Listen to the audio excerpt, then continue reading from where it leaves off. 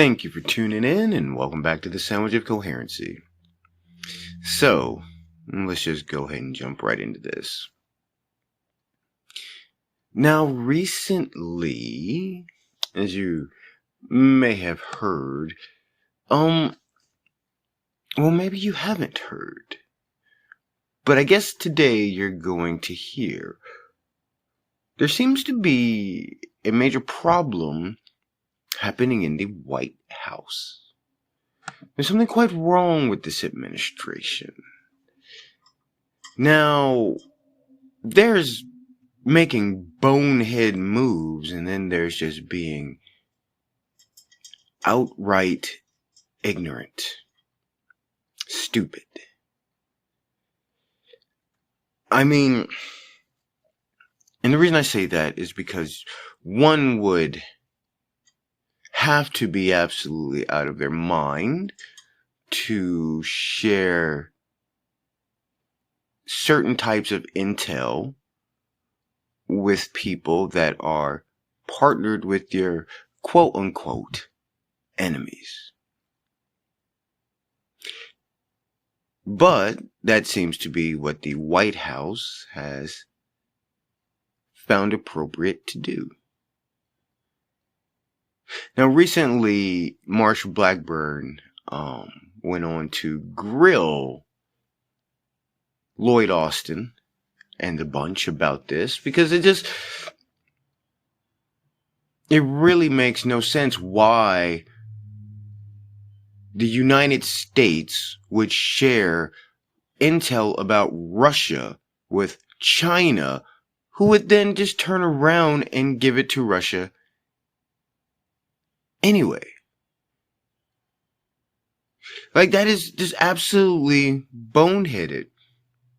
There's just so much going wrong with this administration at the moment. And another example being, and again, like I said, you've got the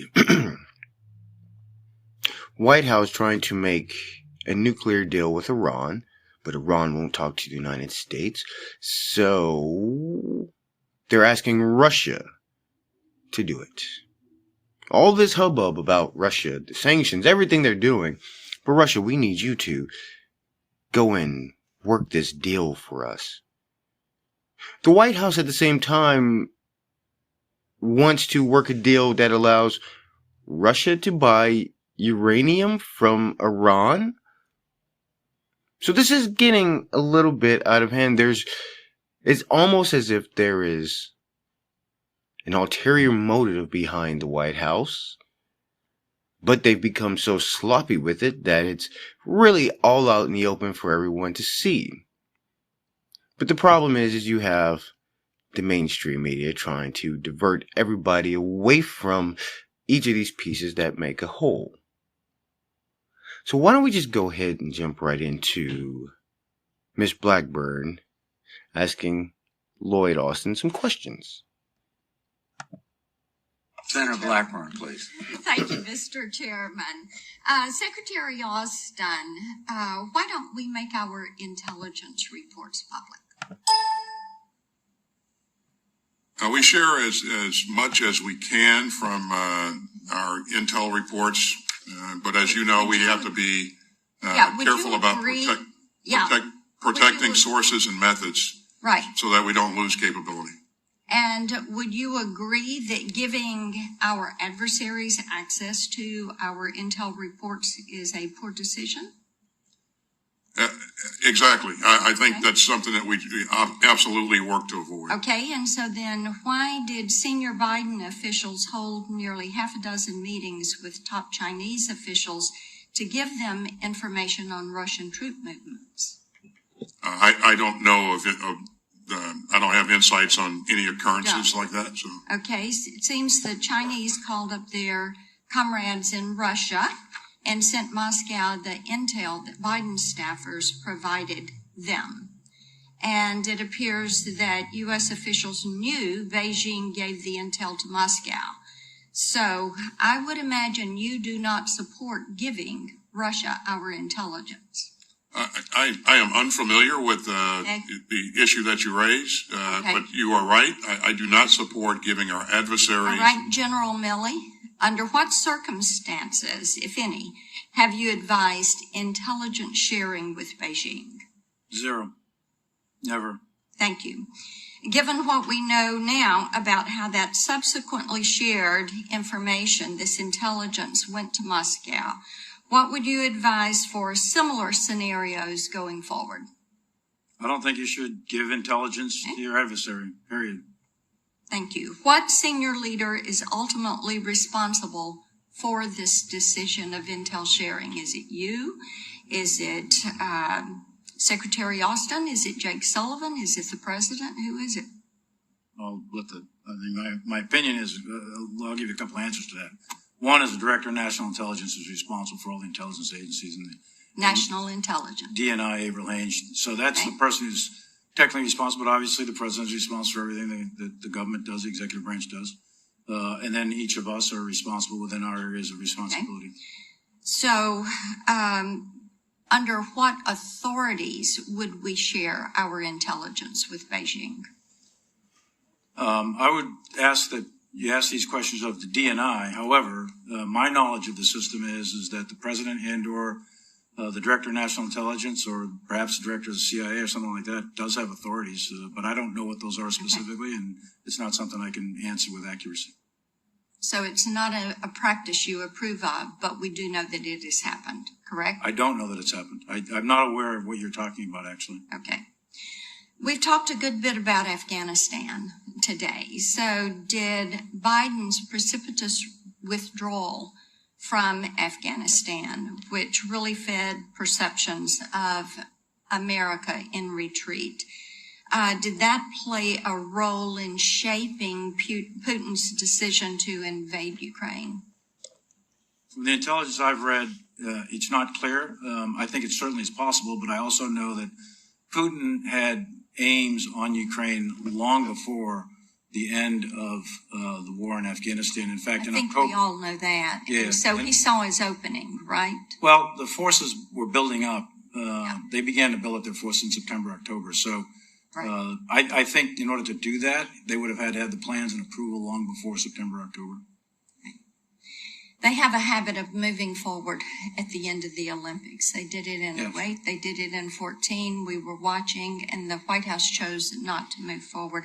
I want to ask you, you have both failed, and this comes to each of you, to share with us the budget line items for diversity and inclusion initiatives. We won't get into all of that, but I mean, really, that's where you have it. The United States, Biden, White House officials sharing our intel with China, who turned around and gives it to Russia. I mean, one has to ask themselves, who came up with this bonehead move and why? It makes no sense. I mean, really, no sense at all. There's just something absolutely incorrect about this administration. It just doesn't make any sense. They're destroying American energy independence. They're financially destroying the United States. For some reason, they want complete open borders, as if the United States has this endless pocket of wealth that money just springs from, even though you have so many of your citizens living in poverty and check to check, but you somehow keep finding so much more money to give to those that did not put in. It's interesting. It's interesting. They don't want to protect the United States borders, but they want to send American troops to other countries to protect their borders. And again, I just can't get over this sharing American intel with the enemy. It's it really just blows the mind how they're still being allowed to be in office. I'm surprised, but then again, the Democrats have control, so getting an impeachment to happen is hard pressed. But let's be honest with ourselves. This current administration should be behind bars at this moment. You've got the situation with Hunter Biden and his laptop and the dealings with the Chinese. This is something we've known for a couple years now. It's very obvious that the media wanted to sweep it under the rug until they had time to have their guy in office. I mean, think about how much was done to prevent people from speaking about that. So much effort to keep you, the regular citizen, from being able to even have a conversation with each other about it. I mean, there were people who reported having their messages in their messaging apps not sending websites or things they wanted to share about it. That's how deep it went. And you have to understand that the story was true. We knew it was true. All the information said it was true. But we have even more proof now pointing out that is true, all the way down to financial records. These are things that were known then. And these media groups and whatnot had access, and they knew. And they purposely chose to hide it from you, working in collusion with speculation with the Biden campaign, because they knew such information would prevent him from being the president. As many Americans that have been polled since have stated as such. Now, on to another interesting bit that falls in line with more things dealing with China. But I ask you, are you familiar with CRISPR? I'm just curious. But if you aren't, let me explain what it is. CRISPR, reading the actual definition here, is a family of DNA sequences found in the genomes of prokaryotic organisms such as bacteria and archaea. These sequences are derived from DNA fragments of bacteriophage that had previously infected the prokaryote. They are used to detect and destroy DNA from similar bacteriophage during subsequent infections. It's gene editing. So, understanding that what CRISPR is gene editing. It's interesting that, now this is coming from the MIT Technology Review, that the creator of the CRISPR babies has been released from a Chinese prison after only 3 years. Now, as far as I know, the women were not aware of what happened. Okay? But the daring Chinese biophysicist who created the world's first gene-edited children has been set free after 3 years in a Chinese prison. He Jiankyu created, I hope I said that right, shockwaves in 2018 with the stunning claim that he'd altered the genetic makeup of IVF embryos and implanted them into a woman's uterus, leading to the birth of twin girls, and a third child was born the following year. So, he was convicted by a Chinese court, but in 2019, and They said he deliberately violated medical regulations and had rashly applied gene editing technology to human-assisted reproductive medicine. Now, I wonder, I guess what's going to happen? Because here's the thing. According to him, part of the reason he did it was because he thought he found a new way to control the HIV epidemic. I mean, I don't know, man. Is something like this, him being released so soon?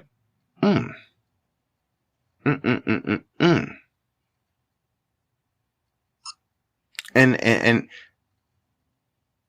apparently since his release, he's been in contact with many members of his scientific network in China and abroad.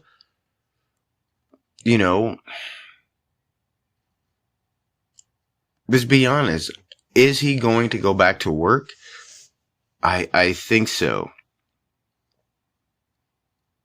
I mean, let's be honest. Gene editing has been happening now, and they've been trying it in China for a while, and they've been working it. They're very open about it, and I thoroughly believe that the CCP will probably scoop him up and put him to work. So I guess maybe we'll find out in a few years the results of that. But I mean, I must admit, with all these things are trying to do with reproduction and running people's ability to reproduce, I feel a very Children of Men-esque type situation as a possibility in humans' near future. I know I might have mentioned that before, but every time these little things come out, I just have to admit, we're getting closer and closer. They're pointing out that Western civilizations, and not as many of the non-Western civilizations, but a few of them, but mostly Western civilizations are having declines in birth rates. Massive declines in birth rates, where we're talking about we'll have generations coming soon with the lowest numbers of youth that numbers that haven't been seen in over 50 to 60 years. Maybe even more. So maybe there's just something about deciding to play with DNA, thinking that your simple computer models, or that you are so wise to have broken down millions of years of evolving nature. I mean, think about this. I think that's the one trait of human beings that it's one of the greatest traits, and it will also be its downfall. This ability to think that it can control nature. People think they can control the weather. It won't last. It will create larger problems that you won't be able to fix, because in the grand scheme of it, the humans are a grain of sand. Like the lifespan, the time of humans on Earth is just a grain of sand in the time of the Earth's existence. And all you're doing is making it harsher for humans, because the world will continue on, even without humans. You could drop nuclear bomb after nuclear bomb till all humans are eradicated, and life will return. You just maybe won't have humans on it. Something else. But the Earth itself will continue. I mean, the Earth grew up, burned up, grew up again, and burned up. This is not the end of the world anytime soon, but it might be the end of comfortability for humans. But in their effort to make things more convenient, they have amped up the time to making it worse. Chemtrails and all of it. Genetically modified foods, everything. It's as if we just think we are so much smarter than millions of years of nature. We haven't created things, we've just modified things and actually haven't modified them better. So, but we'll see what happens with Mr. CRISPR being out. But I thank you for tuning in, and we'll catch you next time.